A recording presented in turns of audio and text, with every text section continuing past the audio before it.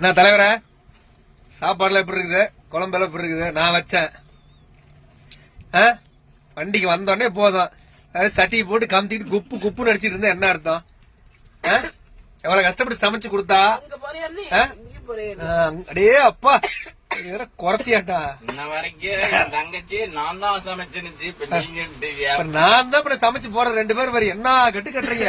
2 பேர் ஒரு ஒரே சைஸ்ல தான் இருக்கிறீங்க. ஏதாவது சைஸ் குறைபாடு இருக்குது. நல்ல கவனம் இல்லாதவங்க நீங்க 2 பேரும்.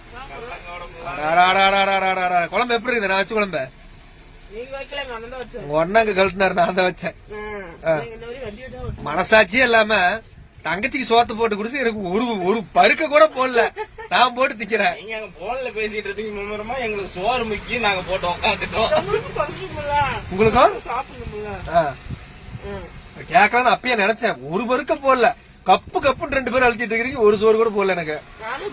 நிறைய போட்டு சாப்பிடுங்க. நான் போட்டுக்கிறேன்.